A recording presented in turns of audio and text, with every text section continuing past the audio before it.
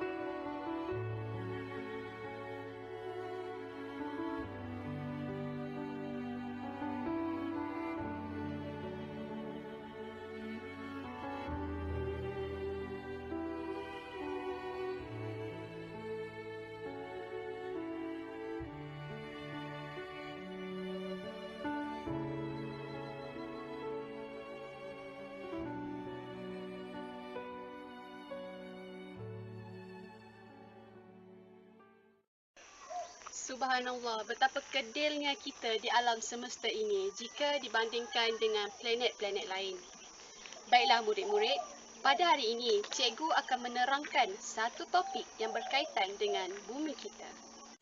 Jika kita lihat sejak akhir-akhir ini, isu berkaitan dengan bumi sering diperkatakan. Contohnya seperti hujan asid, cerebu, banjir kilat, penipisan lapisan ozon, pemanasan global, kesan rumah hijau dan banyak lagi. Kita tidak mungkin dapat menghapuskan masalah-masalah tersebut. Namun, kita mampu mengurangkan masalah-masalah tersebut. Tetapi, bagaimanakah caranya? Apakah langkah yang dapat kita ambil untuk menyelamatkan bumi kita? Untuk mengetahui jawapan kepada semua persoalan tersebut, teruskan memberi perhatian kepada sesi pengajaran dan pembelajaran kita pada hari ini. Salah satunya adalah dengan cara mewujudkan persekitaran mesra alam.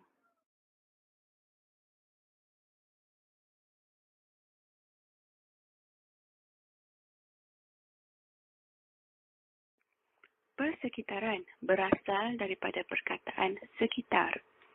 Ianya merangkumi segala jirim hidup dan jirim bukan hidup yang berada secara semula jadi di bumi.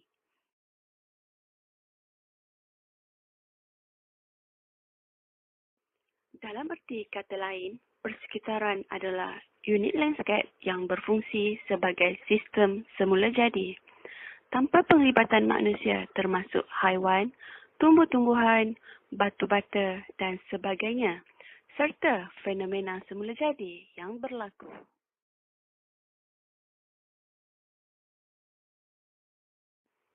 Mesra alam adalah aktiviti yang dilakukan tanpa melakukan sebarang kemusnahan terhadap bumi. Bagaimanakah persekitaran mesra alam?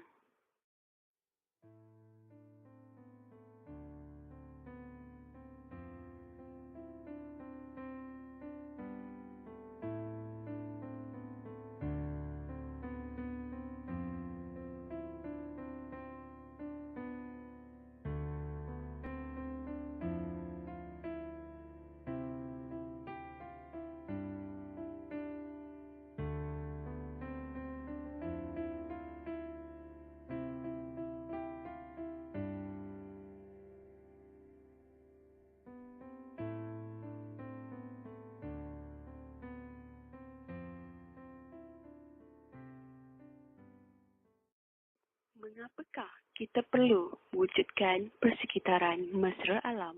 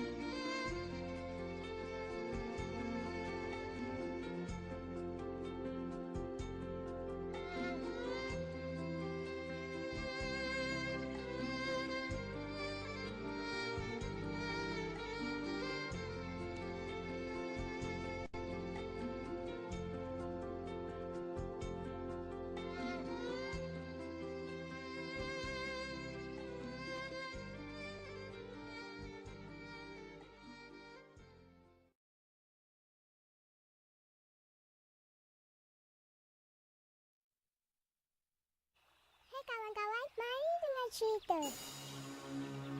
Ikan, oh ikan, kenapa engkau lembik? Macam mana aku tak lembik?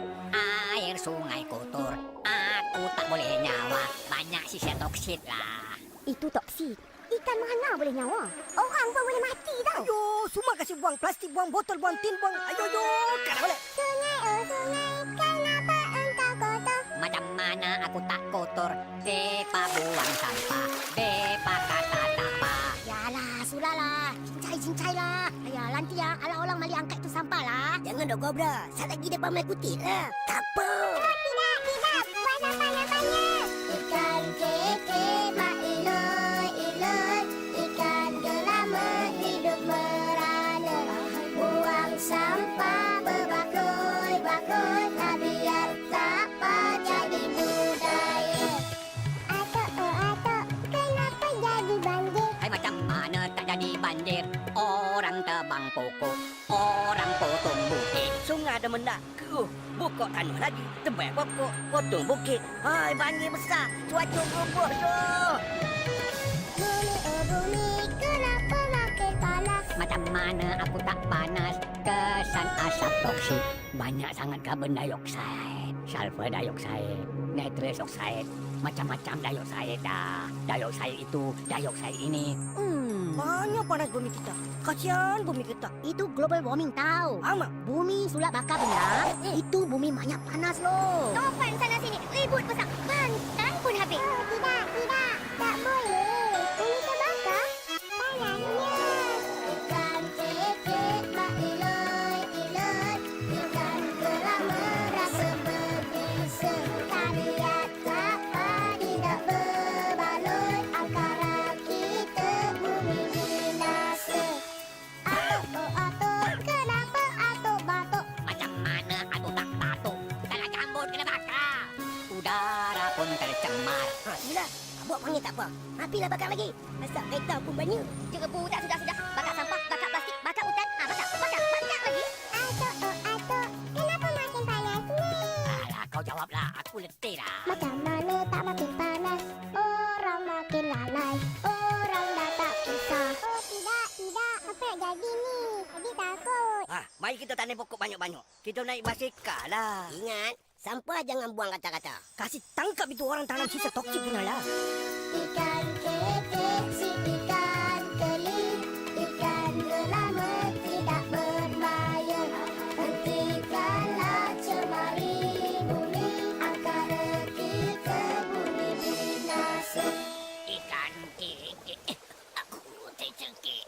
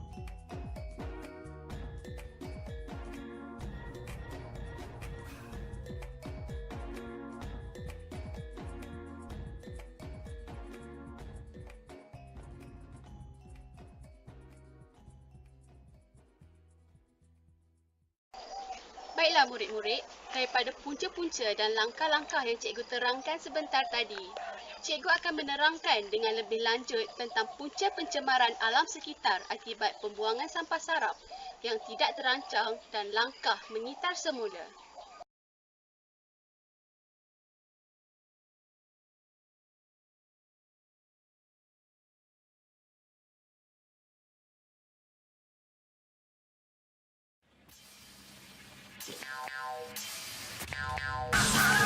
Jangan buang sampah cuma di dunia, penyakit menyerang kita semua. Hentikan segera, hei kawan, jadikanlah negara kita bersih dan indah. Hidup sejahtera, hei teman, ubah gaya hidupmu. Janganlah buang sampah demi kebaikan kita semua. Sampah sarap ialah semua bahan yang dihasilkan oleh aktiviti manusia seperti perindustrian, pertanian, perniagaan dan sebagainya yang dianggap tidak berguna. Pertumbuhan ekonomi memberikan kesan lebih banyak penggunaan sumber asli. Terdapat hubungan antara pertumbuhan ekonomi dan pencemaran alam sekitar. Kesan kepada alam sekitar akibat aktiviti manusia bergantung pada kuantiti dan kualiti dari bahan-bahan yang diambil dari alam sekitar dan dikembalikan sebagai sampah.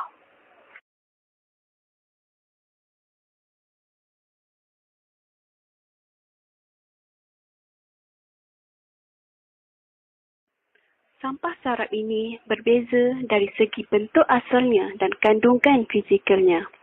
Sampah sarap dapat dikelaskan kepada 6 jenis sampah. Yang pertama, sampah domestik.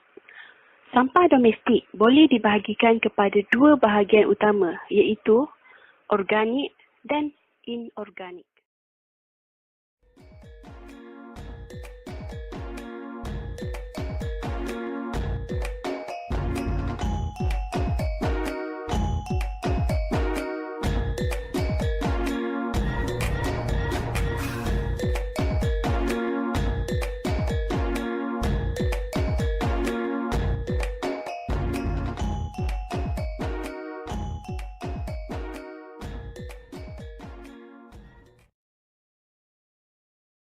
Yang kedua, sampah klinikal.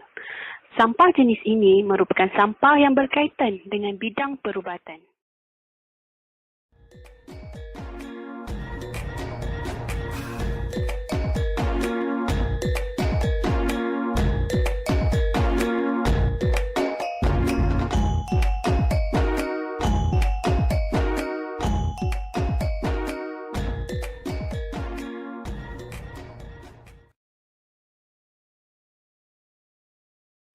Yang ketiga, sampah industri.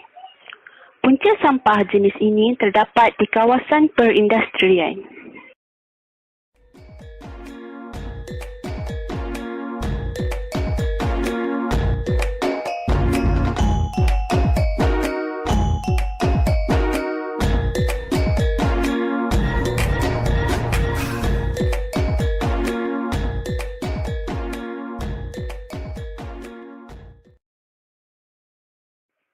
Yang keempat, sampah komersial. Sampah jenis ini biasanya berasal daripada sisa buangan kedai, restoran, hotel, pasar dan lain-lain aktiviti perniagaan.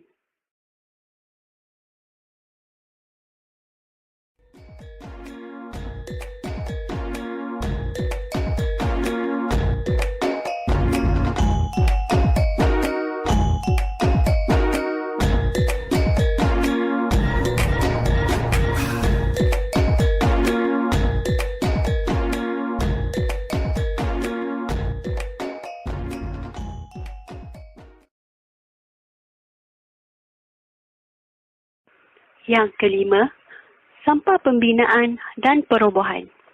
Sampah ini berpunca daripada bahan-bahan buangan yang terhasil daripada tapak pembinaan, pengubahsuaian dan tapak perubahan sesuatu bangunan.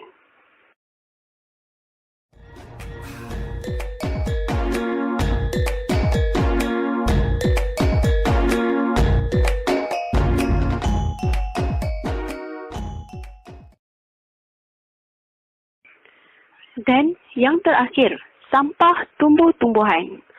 Sampah jenis ini berpunca daripada pembersihan atau pemotongan tumbuh-tumbuhan.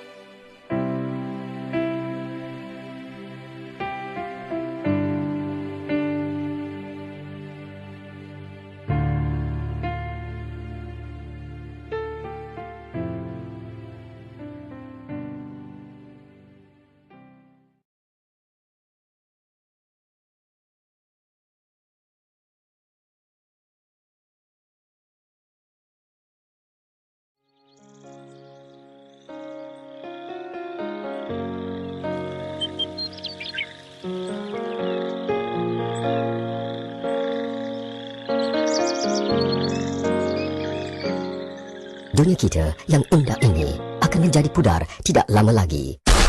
Kerana kita menghasilkan lebih daripada 19,000 tan sisa pepejal atau sampah setiap hari.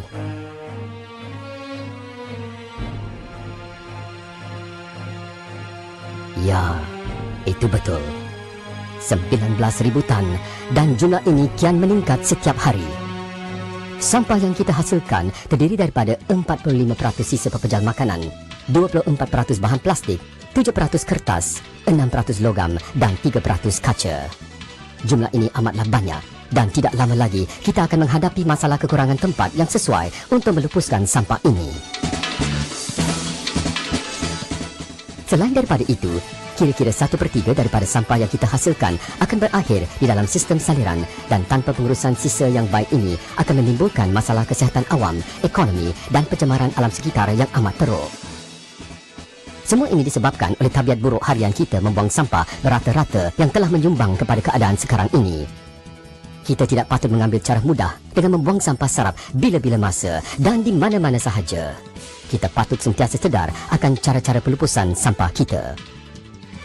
Kita tidak boleh membuang sampah sewenang-wenangnya dan melupakannya sambil mengharapkan orang lain untuk membersihkannya. Kita tidak boleh mengkompromi masa depan anak-anak kita serta anak-anak mereka kelak. Sememangnya, terdapat satu cara untuk kita menyumbang kepada pengurangan sampah. Kitar semula. Ya, kitar semula. Mengitar semula mengurangkan sampah yang dihasilkan dan secara langsung akan mengurangkan keperluan untuk tapak pelupusan sampah. Mengitar semula mengurangkan pencemaran dan menjimatkan tenaga. Jika dibandingkan dengan kos pengurusan tapak-tapak kampus tanah dan pelupusan sampah, mengitar semula adalah lebih menjimatkan dalam jangka panjang. Pendek kata, dengan mengitar semula, jumlah sampah yang patut dilupuskan akan berkurangan. Mengitar semula juga akan mempertingkatkan lagi kebersihan persekitaran dan kualiti hidup. Benarkan saya menunjukkan cara bagaimana kita boleh mencapainya. Ikutlah saya. Hello, Puan Sharifah. Sedang menyediakan hidangan makan tengah hari? Ya, kenapa? Tahukah anda bahawa kita sebenarnya boleh mendapat sedikit wang daripada sampah kita? Dan bukan itu sahaja. Jika anda mengitar semula sebahagian daripadanya, jumlah sampah yang dibuang juga boleh dikurangkan. Mendapat sedikit wang? Betul ke? Sila ikut saya dan saya akan tunjukkan bagaimana Puan Pamela melakukannya. Di sini, kita melihat Puan Pamela dan anak-anaknya mengasingkan dan mengitar semula sisa-sisa rumah mereka. Semua kaca, sama ada berwarna atau tidak, termasuk botol minuman, bekas makanan, botol vitamin dan kosmetik boleh dikitar semula.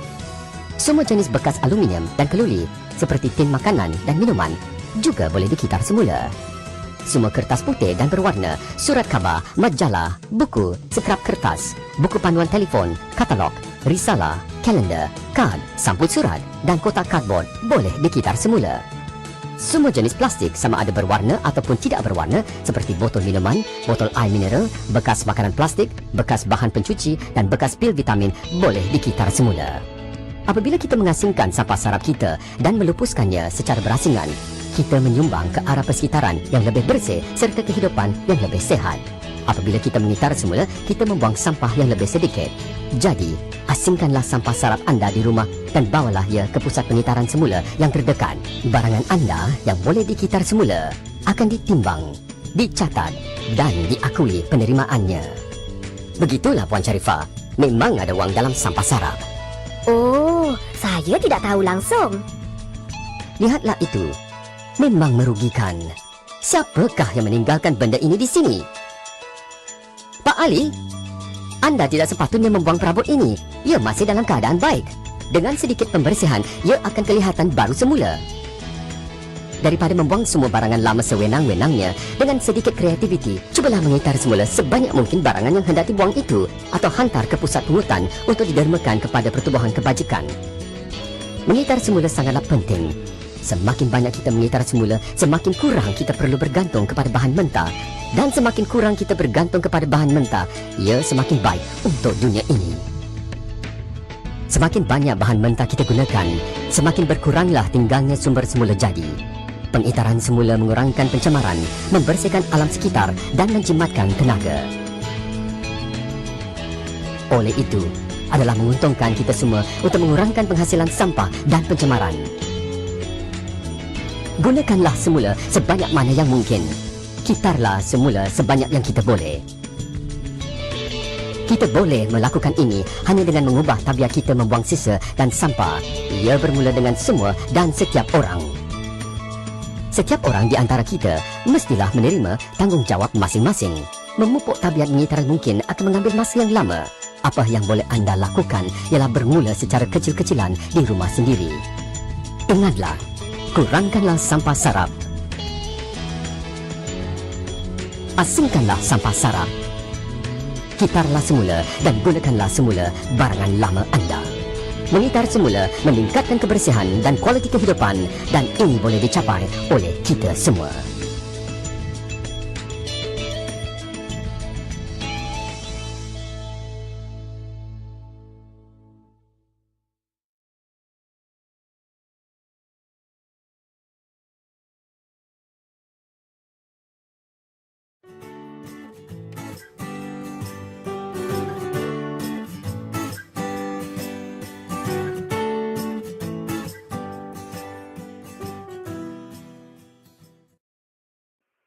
Menurut Akta Pengurusan Sisa Pepejal dan Pembersihan Awam 2007, Akta 672, kitar semula bermaksud memungut dan mengasingkan sisa pepejal bagi menghasilkan keluaran.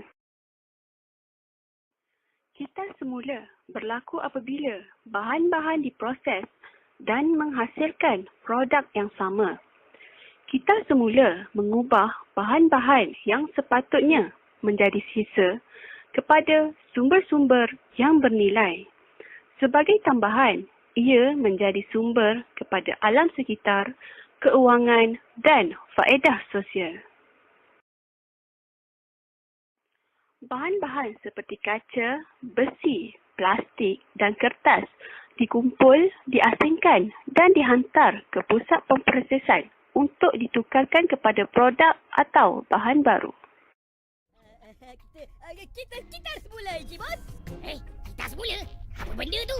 Encik Bos ni, itulah dulu ketika kita dah belajar. Kan dah tak pandai? Apa kau cakap? Tak ada apa. Mari aku terangkan. Baiklah murid-murid, sebelum saya mulakan sesi pembelajaran hari ini, saya ada satu soalan. Berapa botol minuman kamu minum sehari? Berapa? 5? Bagus. Tapi, lepas minum, apa kamu buat dengan botol tu? Buanglah, apa lagi? Hei, kamu tahu tak? Kalau ada 10 orang macam kamu, 50 botol akan dibuang sehari. Aku peduli apa? Peduli apa? Hei, inilah budak zaman sekarang. Oi, aku bos kau. Kamu tak fikir ke? Kalau 100 orang buang botol sehari, 1000, sejuta? Ha? Aduh. Bayangkan kalau 7 bilion orang buang 5 botol sehari. Bumi boleh penuh dengan botol sampai ke bulan. Sebab tu kita kena guna semula botol-botol ni. Betul tak murid-murid? Botol-botol? Bagus anak murid cikgu ni. Aku dah botol pun korotan aku. Alamak, maaf Encik Murid. Gurau je. Aku sebenarnya tak faham lah. Botol lah, bulan lah. Apa kaitan dengan kita semula ni? Kaitannya, kita kenalah guna semula botol-botol tu. Kalau tak, penuhlah bumi dengan botol-botol. Jadi kita kena guna botol semula? Bukan botol je Encik Bos. Kertas, kotak, besi, tayar, macam-macam lagi lah. Apa hal kau ni? Bahasa alien mana kau cakap ni? Kejap botol, kejap kotak, kejap tayar.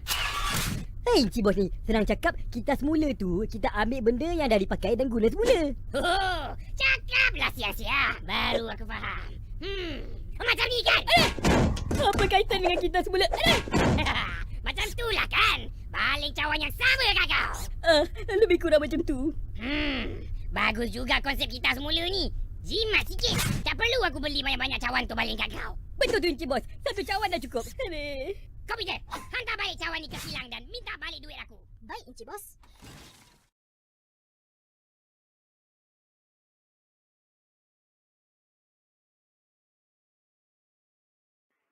Kitar semula dapat mengurangkan kuantiti sampah kerana bahan buangan seperti surat khabar, botol minuman dan besi boleh dikitar semula dan diproses menjadi bahan mentah untuk kegunaan pelbagai industri. Kitar semula juga penting kerana ianya dapat menjimatkan kos pengurusan sampah oleh pihak majlis pembandaran dan pihak swasta. Program ini juga membekalkan bahan mentah untuk industri tertentu. Misalnya, surat khabar lama penting untuk kilang kertas. Kitar semula ini juga dapat menyumbangkan pendapatan kerana semua bahan berkenaan boleh dijual. Oleh hal yang demikian, bahan berkenaan tidak seharusnya dibuang di merata-rata tempat kerana ada banyak faedah yang boleh kita peroleh jika dimanfaatkan dengan sebaik-baiknya. Seterusnya, kitar semula juga penting agar alam sekitar bersih dan bebas daripada pencemaran. Kebersihan alam akan menambah keceriaan di sesuatu kawasan. Orang ramai boleh menikmati keindahan alam dengan sepenuhnya. Jika alam sekitar bersih, kehidupan menjadi lebih seronok dan selesa.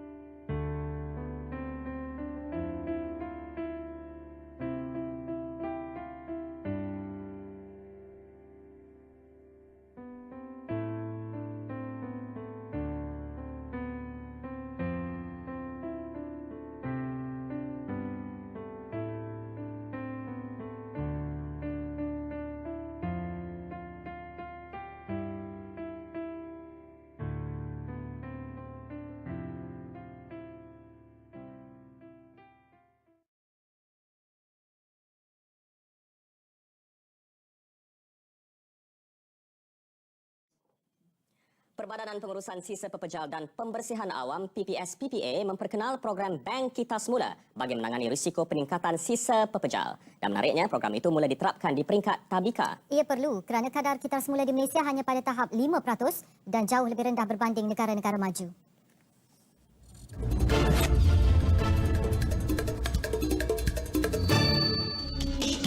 Program Bank Kita Semula diperkenal di sekolah bagi menekankan konsep 3R, Reduce, Reuse, Recycle. Guru dan pelajar-pelajar Tabika Perpaduan Apartmen PC16 nyata menyambut baik usaha PPS-PPA mengadakan program Bank Kita Semula ini setiap minggu. Saya rasa murid boleh faham dan menerima apa yang cuba saya buat dalam program ni sebab setiap hari Khamis dia akan tahu dia akan bawa semua barang-barang kita semula. Mana ibu bapa sekalipun ada bagi komitmen juga. Anak saya macam dia teruja juga nak petik sampah apa semua, lepas tu nak bawa pergi sekolah. Bukan setakat kat rumah dia, kata dia minta kat jiran, kat nenek dia lah. Itu aman kita semula dia lah. Program Bank Kita Semula bukan sahaja mendedahkan pelajar kepada usaha memelihara alam sekitar, malah dapat menerapkan sifat menabung. Ini kerana menerusi program ini, maklumat seperti jumlah berat dan nilai jualan berbentuk stamp dicatat dalam buku akaun Bank Kita Semula Pelajar. Budak-budak ni dia dapat menabung dan juga dia dapat macam barang-barang yang terbuang tu dia dapat digunakan semula untuk bagi dia lah untuk menabung dan juga dia tidak bersepah lah buang ke mata-mata tempat lah.